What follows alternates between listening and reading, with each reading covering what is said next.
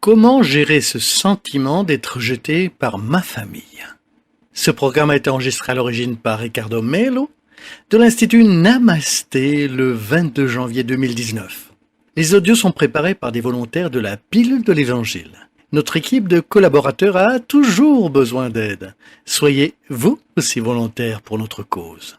Rejoignez notre page sur Facebook, Pilule de l'Évangile.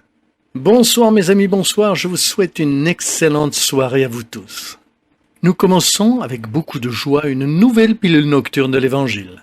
De la lumière et de la paix comme toujours. Nous avons une question de Paola. Ricardo, je suis déchiré avec ma famille, meurtri par ces personnes qui ne me soutiennent pas. Et c'est très difficile pour moi de me défaire de ce sentiment. Parce que nous souhaitons que les personnes les plus proches soient les premières à nous soutenir. Je n'ai jamais eu de soutien de ma famille, pour aucun de mes projets de vie. Mes parents ont toujours préféré mon frère. Ça a toujours été comme cela.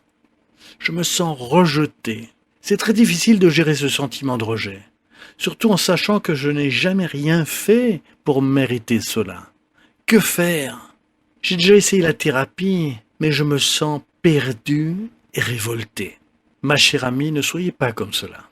Je comprends qu'il n'y a que vous qui savez ce que vous êtes en train de sentir, et naturellement, il n'y a que vous qui pouvez donner la dimension de ce qui se passe dans votre cœur. Mais soyez sûr que la divine providence, la même qui a créé le soleil, les univers, celle qui a créé la perfection de la vie, est la même qui vous a illuminé et vous a fait venir sur cette terre pour vivre une nouvelle existence. Dans ce sens, c'est la même divine providence qui vous a approché de la famille que vous avez. Nous apprenons que la famille dans laquelle nous réincarnons soit celle dont nous avons besoin pour évoluer, et pas nécessairement celle dans laquelle nous aimerions réincarner. Donc, normalement, quand nous avons des difficultés avec les membres de notre famille, c'est parce que nous avons des ajustements d'autres existences. Et pas dans le sens d'une vengeance ou de quelque chose de lourd, mais pour nous aimer les uns les autres, pour avoir une vision plus amoureuse les uns des autres, ce qui parfois nous n'avons pas. Le problème est que dans le fait que nous réincarnons, mais le membre de cette famille n'est pas toujours prêt pour nous transférer cette sensibilité. Donc il souffre, et nous aussi.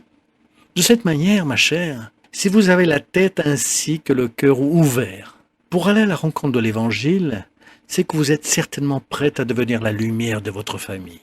Je ne contrarie pas ce que vous avez dit, mais vous savez que chacun de nous a une vision différente de la vie. Donc, en supposant que la vision que vous apportez est la vraie, et que vous avez une famille difficile, et qui, pour une raison quelconque, vous rejette, pardonnez-la. Peut-être que, si je leur demandais cela, ils me diraient autre chose, mais même si c'est vrai, pardonnez et aimez encore plus. Ricardo, vous voulez que je sois bête? Non. Qui est-ce qui a dit que l'amour est une bêtise? Aimer, c'est s'affranchir. La personne qui garde de la rancune devient prisonnière. Regardez-vous, vous êtes prisonnière de votre rancune et de votre tristesse. Vous dormez, vous vous levez et vous allez travailler avec elle. La personne qui aime est libre. Elle pardonne, va de l'avant, elle regarde un membre de la famille, un ami ou quelqu'un qui ne la comprend pas, avec de la compassion. L'amour nous rend libres. Rappelez-vous de Jésus. Il n'a fait que le bien pour l'humanité, et pourtant, il est parti crucifié. Malgré cela, le Christ a dit ceci: « Père, pardonne-leur car ils ne savent pas ce qu'ils font. » Jésus voyait l'humanité exactement comme elle est, complètement déconnectée d'elle-même. Alors ma chère, quand nous sommes avec les membres de la famille qui ne nous comprennent pas, d'un mari, d'une épouse, d'un fils qui ne nous valorise pas, il ne nous reste qu'à faire notre part et être les meilleurs êtres humains possibles, parce que l'erreur de l'autre ne nous donne pas le droit de faire la même chose. Ce n'est pas parce que l'autre est agressif que nous devons l'être. Ce n'est pas parce que l'autre est déséquilibré qu'on doit l'être aussi. Sinon, nous tombons malades de la même maladie que l'autre.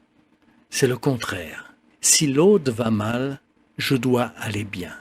Vous pouvez aller chercher ailleurs la thérapie, la vie religieuse, la connaissance de soi ou un autre outil qui va vous structurer pour que vous appreniez à prendre soin de votre manque d'affectif et puissiez aider ceux qui sont aussi avec le même manque d'affection que vous.